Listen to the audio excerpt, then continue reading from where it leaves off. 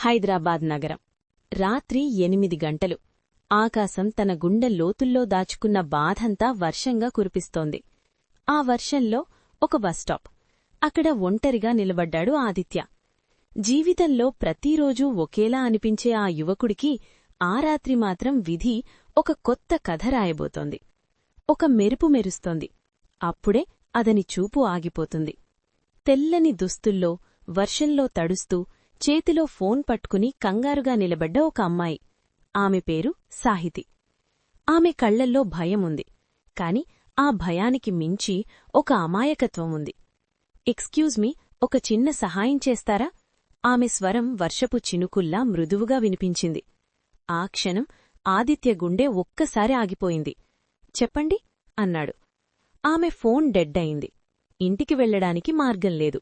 వర్షం ఆగేలా లేదు. ఆదిత్య తన ఫోనిచ్చాడు. కాని తెలియకుండానే తన మనసును ఇచ్చేశాడు. క్యాబ్ వచ్చేవరకు ఇద్దరూ వర్షంలోనే నిలబడ్డారు. మాటలు చిన్నవే, కాని ఆ నిశ్శబ్దం పెద్దది.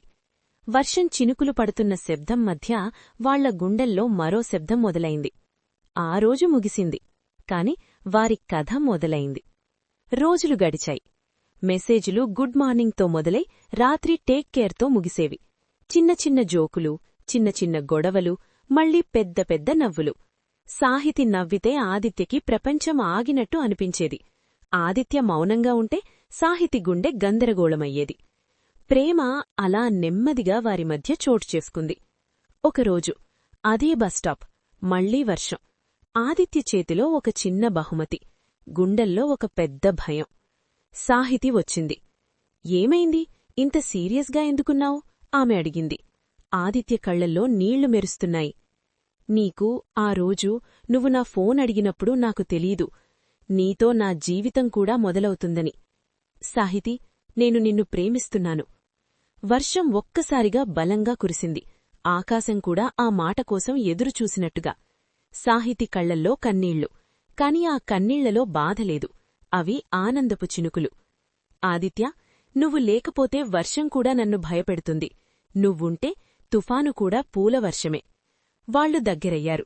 వర్షం వారి చుట్టూ గోడలా కురిసింది. ఆ రాత్రి వర్షం ఒక కథ చెప్పింది. రెండు అన్యుల్ని ఒకే హృదయంగా మార్చిన కథ. కొన్ని ప్రేమలు మాటలతో మొదలవ్వు, ఒక చూపుతో మొదలవుతాయి.